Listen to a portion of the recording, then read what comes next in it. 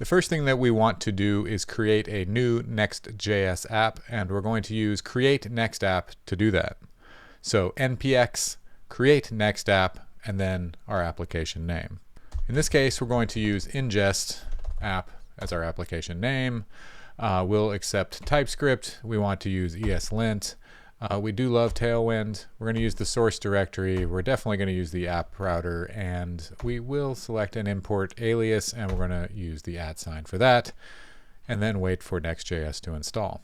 Once that's installed, we're going to open the folder, so cd ingest app, and inside of here we want to now open our favorite IDE. In this case, I'm going to use WebStorm, and I'm going to do that by typing WebStorm dot. You could use code, type code dot, and have the same result. With our IDE open, we see a standard Next.js project structure using the app folder.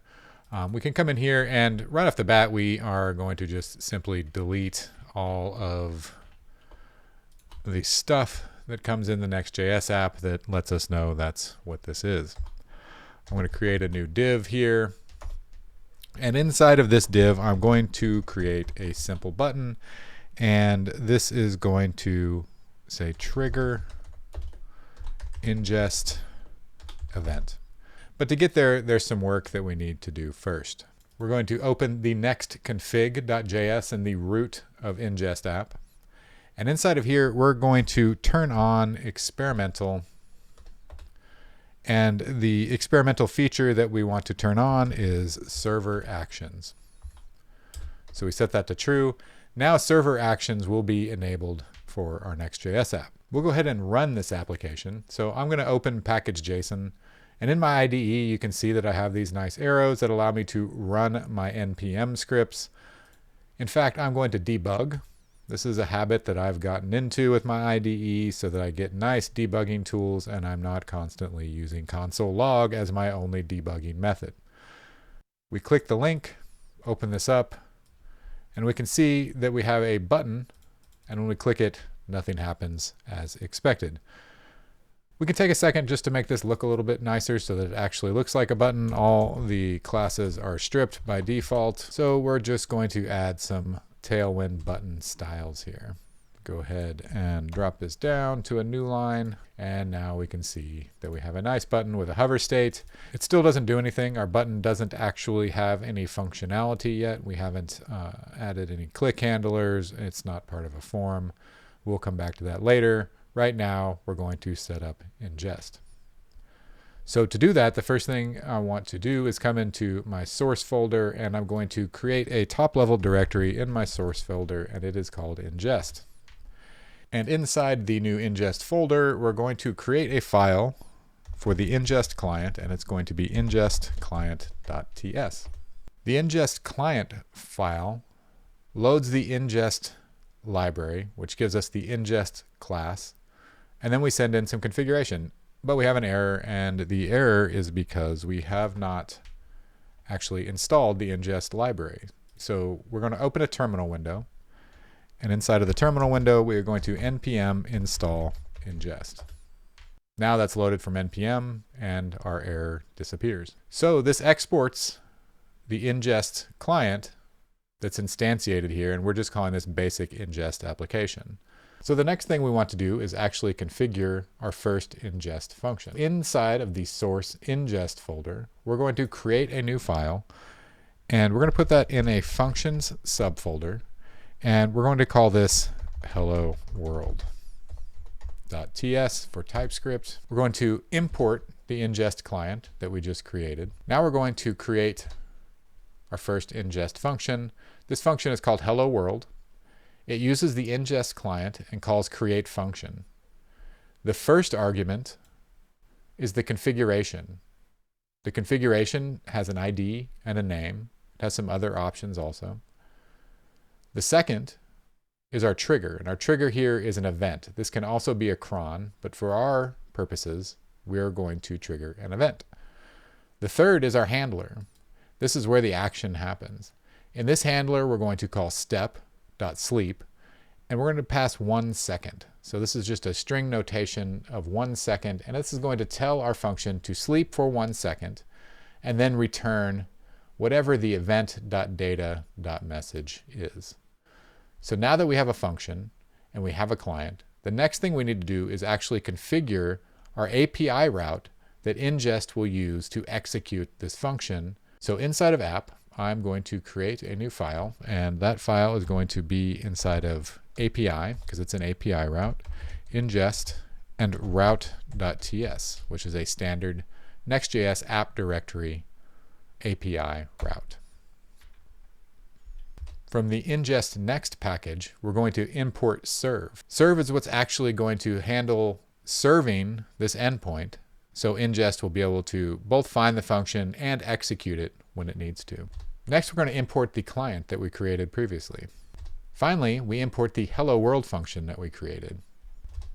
Now we can export the get, post, and put methods and use the serve function from ingest next with the ingest client as our first argument, and then an array that contains our hello world function.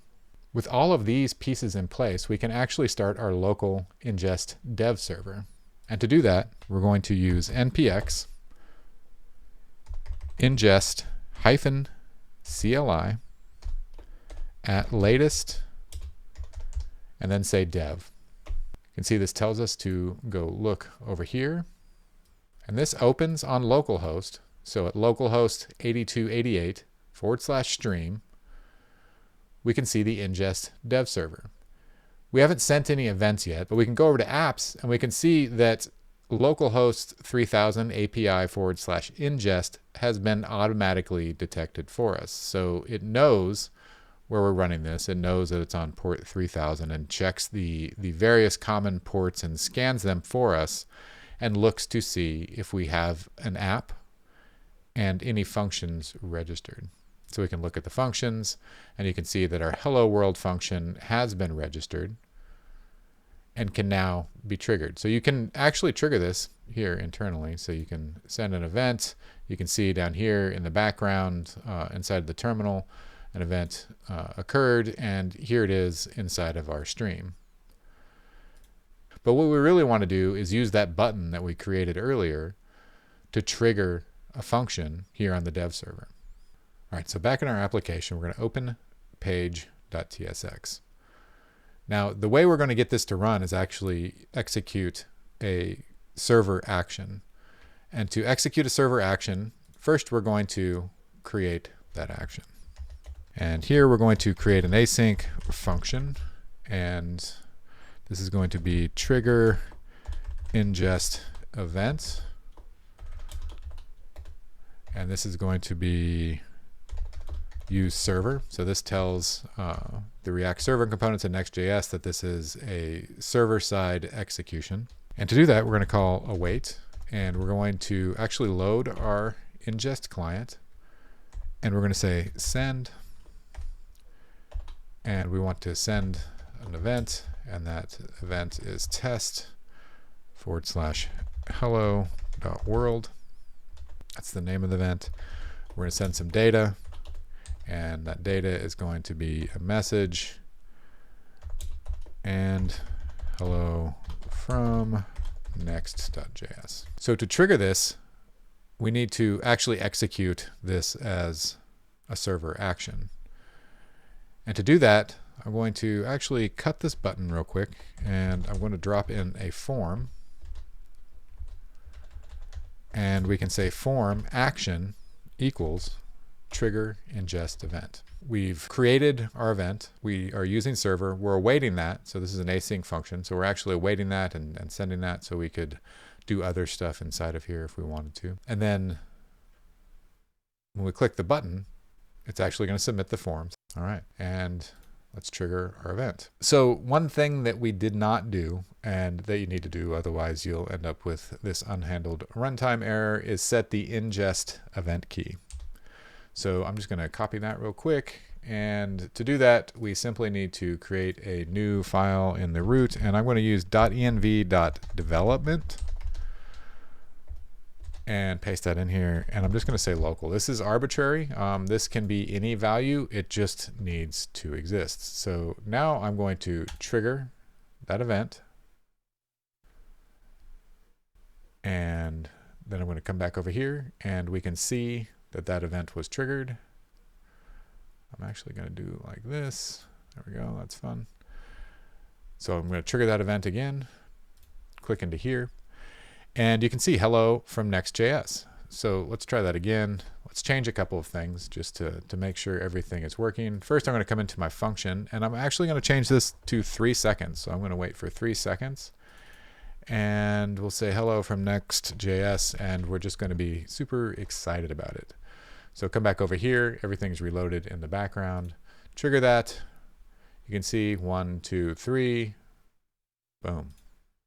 So now we can come in here and look, and we can see the function started, the step started, the step is waiting for 3 seconds, the step ran, the step started, function completed, step ran.